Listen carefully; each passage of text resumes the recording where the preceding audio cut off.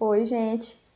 Meu nome é Priscila Dayana, sou formada em Química pela UVA e fiz parte da primeira turma de especialização em Gestão da Qualidade e Segurança dos Alimentos, oferecida pelo Instituto Federal do Ceará, Campus Sobral.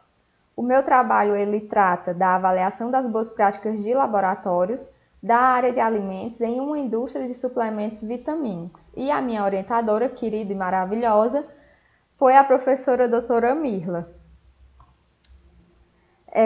Vamos lá. Atualmente, as exigências da qualidade são tidas como atributos essenciais à sobrevivência das organizações, das empresas, das indústrias no mercado, com ênfase na satisfação do cliente. Veja bem, a satisfação do cliente vai dar tributos à qualidade da minha indústria.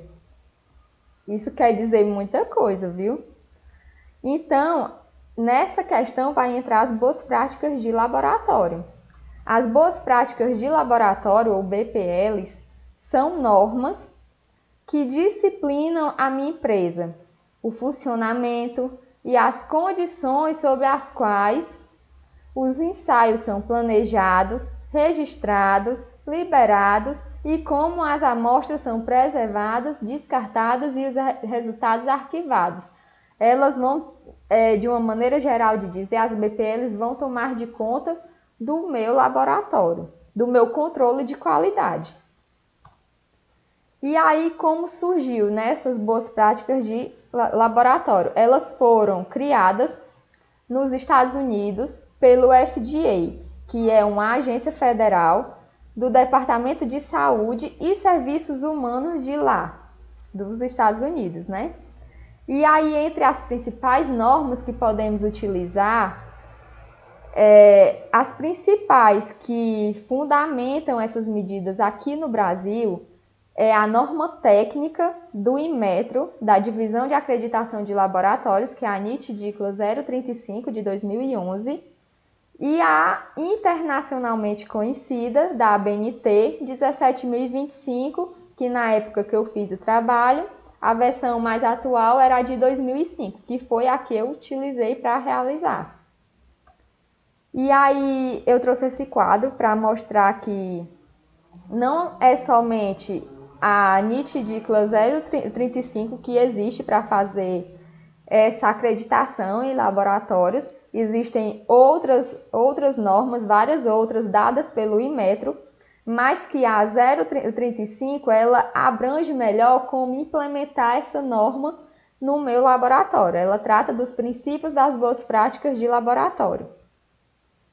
E aí, como objetivo, foi avaliar as boas práticas de laboratório da área físico-química e microbiologia dessa dita cuja empresa, com base nessas duas normas já mencionadas, com o intuito de identificar as conformidades e não conformidades que lá existiam.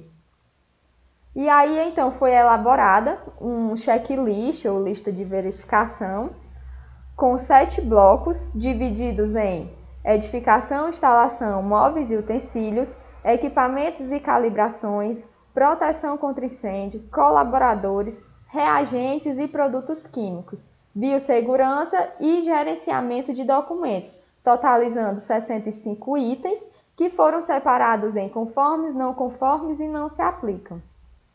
E aí houve essa aplicação do checklist no laboratório físico-químico, no laboratório microbiológico, juntamente com os colaboradores dessas áreas, e depois houve um período de avaliação. Após esse período de avaliação, o resultado que a gente obteve o laboratório foi classificado em grupo 1, grupo 2 ou grupo 3. O grupo 1 é que ele atendia a 76%, de 76% a 100% de atendimento para as conformidades. Grupo 2, 51% a 75% e grupo 3, igual ou menor que 50% de atendimento. E aí, como resultados, primeiramente para o laboratório de microbiologia, nós vemos que os resultados foram bem acentuados, né? entre as conformidades e não conformidades, e aqui obtivemos maiores números em não conformidades, que é o que está em vermelho, foi para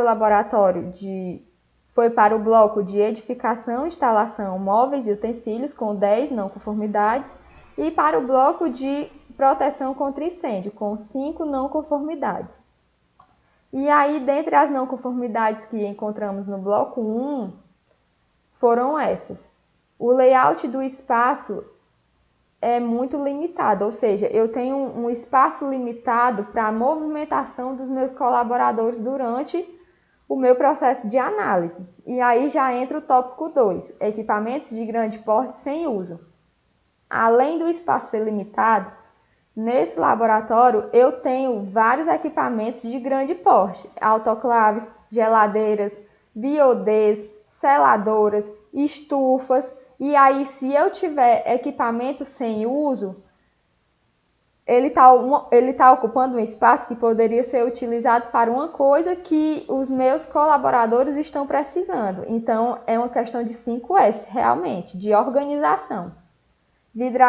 Várias atividades sendo realizadas no mesmo local, a norma vem dizer que eu tenho que ter uma separação efetiva entre todas as atividades realizadas no mesmo local, ou seja, eu não posso fazer pesagem de produto, fabricação de meios, lavagem de vidrarias, selagem no mesmo local. Eu tenho que ter um local separado para cada atividade. Falta de sala de recepção de amostra. A norma vem dizer que a amostra não pode chegar diretamente no laboratório. Ela tem que ir para uma sala e só depois ela vai para o laboratório. E o que acontece atualmente é que elas vão diretamente para o laboratório. Bancadas de cor inapropriada, as bancadas são na cor preta, que dificulta a visualização de algum derramamento de reagente, se for o caso, né? Parede sem tinta impermeável e rachadura próxima aos ralos. Tanto as BPLs quanto as BPFs dizem que as minhas paredes têm que ser de material impermeável para que facilite a limpeza do local. E não haja também a questão de mofo ou sujeira. No caso, a limpeza em geral, ela tem que ser feita, mas se não for com tinta impermeável, não tenho como molhar as paredes, porque senão as paredes vão ficar molhadas, não vão enxugar. E aí, se tiver rachaduras, como é o caso, vai ter acúmulo de água no local. E não há indicativos sobre racionamento de água e energia. A norma traz também que tem que ter esses indicativos, cartazes, anúncios, eu não sei especificamente o que, mas ela tem, o laboratório, o local de trabalho, ele tem que ter esse indicativo de racionamento. E aí, para o bloco 3 de proteção contra incêndio, nós tivemos a ausência de porta de emergência, que é importante no caso de acontecer algum acidente. Chuveiro lava-óleos em local inapropriado. Esse chuveiro ele fica do lado do armário corta-fogo, que é o terceiro tópico, do armário corta-fogo sem acesso restrito. Ou seja, além dele estar exposto a um bioterrorismo, que é esse armário é onde eles são guardados os reagentes mais perigosos do laboratório. É ácido sulfúrico, ácido clorídrico, todos concentrados. E aí, além dele ficar exposto, ele fica perto do chuveiro lava-óleos, que se acontecer algum acidente, pode causar um acidente muito maior por esses dois equipamentos estarem próximos, já que eu tenho reagentes que estão expostos e que reagem com água. E aí, por último, a falta de colaboradores treinados na brigada de incêndio. Também, caso ocorra algum acidente, eu tenho que ter uma pessoa treinada no meu setor que faça o atendimento dos primeiros socorros. E aí, para o laboratório físico-químico, a gente vê que tem uma discrepância muito grande com relação às não conformidades que estão em vermelho e as conformidades que estão em amarelo, principalmente no bloco de edificação, instalação, móveis e utensílios, e também a proteção contra incêndio.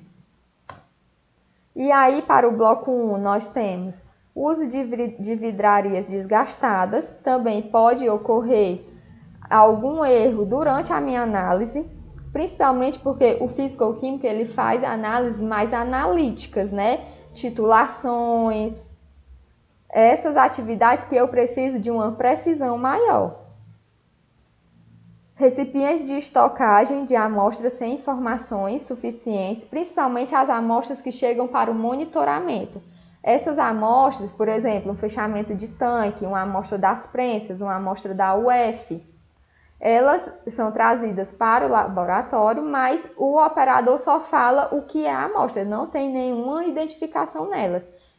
A norma diz que ela tem que ser identificada com etiqueta, com o nome do produto e principalmente a validade. A ausência de identificação nos armários, que é a questão de 5S. Ralos e conexões gerando odores desagradáveis quando recebe uma alta quantidade de água, que é a questão da instalação de esgoto que não está adequada. A ausência da sala de recepção de amostra também, a mesma coisa para o outro laboratório. Lâmpadas mal posicionadas.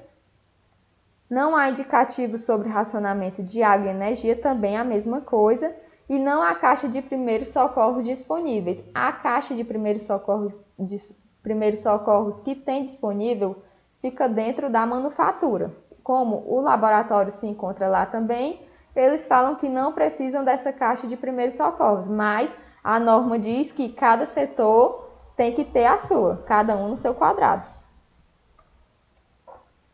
Não conformidades encontradas para o bloco 3, proteção contra incêndio. As mesmas coisas do outro laboratório. A ausência de porta de emergência, chuveiro lava-óleos em local inapropriado, armário corta-fogo sem acesso restrito e falta de colaboradores no setor da brigada de incêndio. E aí, como uma classificação geral de atendimento aos itens conformes, aqueles grupos que eu falei anteriormente na metodologia, a microbiologia se enquadrou no grupo 2, que é um grupo intermediário, né? Não atende todas as especificações, mas atende bem, atende medianamente. E ficou com 62,5% de atendimento às conformidades. E o físico-químico se enquadrou no grupo 3 e atendeu a 50,88% das conformidades.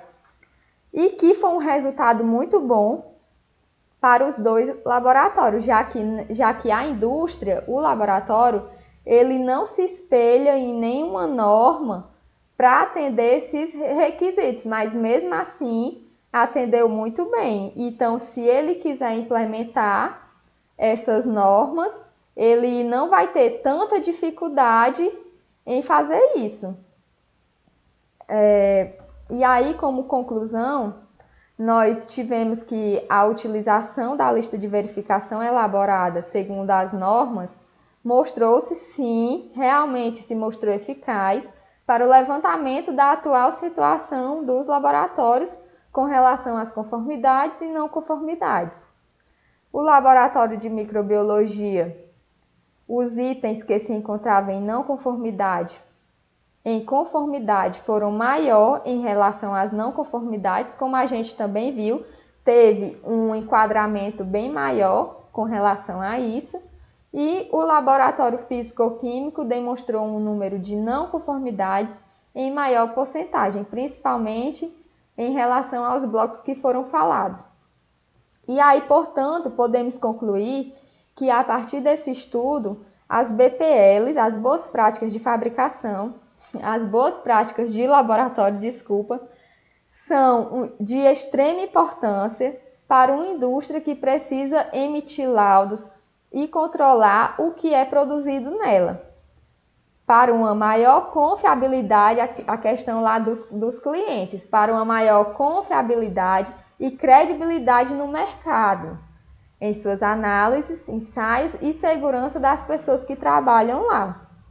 E aí aqui tem todas as referências que eu utilizei de teses, dissertações, as normas, sites, tudo está aqui. Foi bem pouquinha coisa, só que não. E, por fim, eu quero trazer essa frase da Marie Curie, que foi uma mulher muito inspiradora, principalmente durante a minha faculdade de Química. A vida não é fácil para nenhum de nós, temos que ter persistência e, acima de tudo, confiança em nós mesmos. Eu acho essa frase assim muito grande, com um contexto muito grande, principalmente para o que a gente está vivendo hoje, com essa questão de pandemia, de governo, tudo muito difícil, mas que vai dar certo, vai passar. Persistência, a vida não é fácil, cabe a nós persistirmos. Então, muito obrigada pela oportunidade e até logo. Tchau!